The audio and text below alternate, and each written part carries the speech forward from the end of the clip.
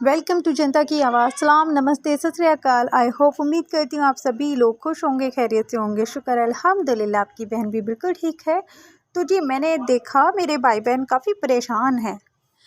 जब मैंने सोचा कि जब कल रात मैंने ये न्यूज़ आपको दी आधी अधूरी कि मिसेज़ हैदर हॉस्पिटल गई हैं और ये सारी पुरानी वीडियोस ही अपलोड हो रही हैं, तो चारों तरफ ये बात तो छिड़ गई कि मिसेज़ हैदर हॉस्पिटल गई हैं, मगर हॉस्पिटल के पीछे का सारा राज क्या है ये नहीं समझ में आ रहा।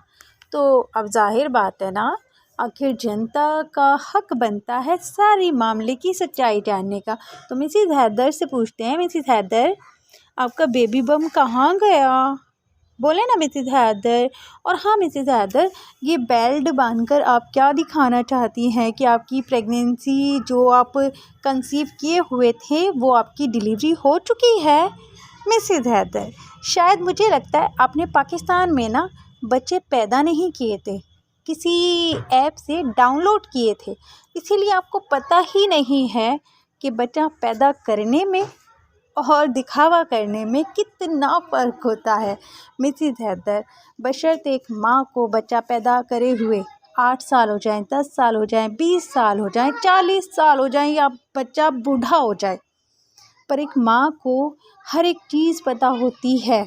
वही एक्सपीरियंस होता है जो वो आने वाली जनरेशन को ना शेयर कर रही होती है, अपनी बेटियों को, बहुओं को, पोतियों को, नातियों को।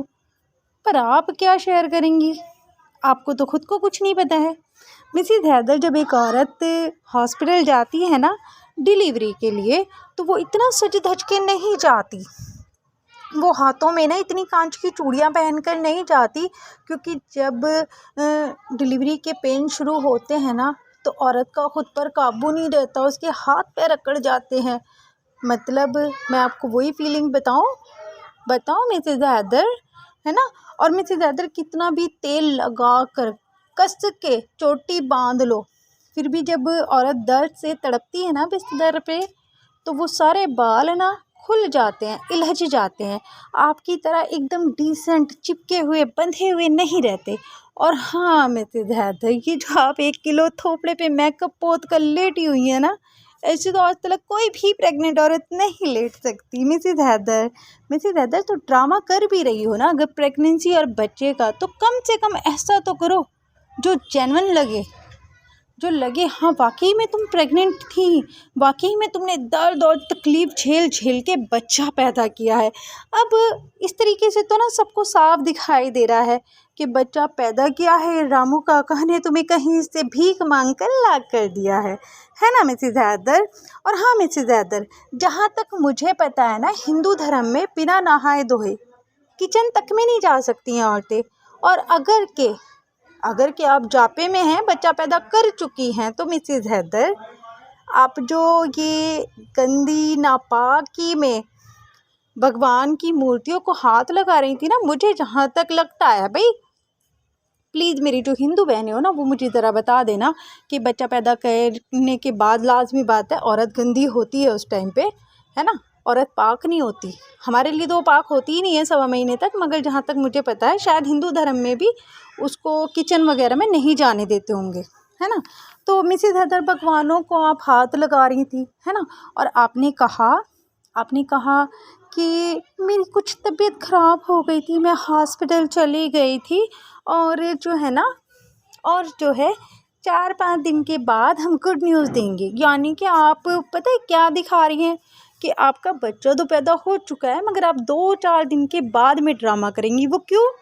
क्योंकि आप नहीं चाहती कि जब आप प्रेग्नेंट हैं ही नहीं, आपने दर्द सहे नहीं है, आपकी डिलीवरी हुई नहीं है, तो आप क्यों बिस्तर पकड़ के बैठें? क्यों ना होली एंजॉय करें, क्यों ना हुड़दंग मचाएं, क्यों ना मर्दों के साथ ढोल ताशों पर नाचें, क्यों ना अपने पूरे रबुपुरा के मर्दों के साथ रंग से होली खेलें, है ना।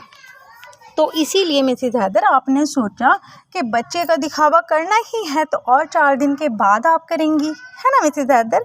तो मिसेज़ हैदर, आप जानती हैं ना, आप कितनी भी अक्लमंद क्यों ना बन जाएं, हम हिंदुस्तानी हैं मिसेज़ हैदर, इतने बेवकूफ़ नहीं हैं हम। मिसेज़ हैदर, इतने बेवकूफ़ नहीं हैं जितना कि आप समझती हैं। तो समझ गई, इतनी अकल ना लगाया करें और उस रामू से कहें कि ये किचन वाली जो औरतें होती हैं ना, इनका दिमाग जो है तो रामू से कहीं ज़्यादा आगे चलता है।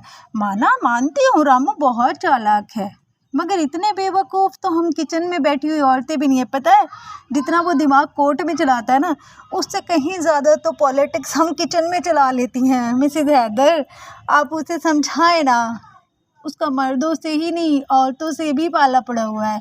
उन औरतों का जो अकेली होकर ना पूरे ससुराल का टप्पर संभालती हैं। तो मिसेस हैदर, ये चालाकियाँ ना हमारे साथ मत चलो, समझ गई? अभी आपको होली मनानी है, अभी आपको भांग के नशे में झूमना है, अभी आपको लोगों को, अपने जेठ जी को, ससुर जी को, रबुपुरा वालों को, सबको रंग लगा लगा के, लिपट लिपट के, चिपट चिपट के होली खेलनी है। इसीलिए आप नहीं चाहती कि आप बच्चा करके 4 दिन पहले खाटी पे पड़ जाएं और खाटी रेस्ट करें, है ना मिसेस हैदर? तो इसीलिए आपको पता है कि अगर कि आपने अभी शो कर दिया कि आप हॉस्पिटल गई थी, बचा हो गया है, तो फिर आपको भी छिपकली की तरह खटिया रेस्ट करना पड़ेगा, है ना? तो इसीलिए आप नहीं चाहती कि साल भर में होली आती है और आप होली के दिन खटिया रेस्ट करें। नहीं, आप तो टांग खींच कर लड़ेंगी ना, मतलब आई मीन टू से होली खेलेंगी ना।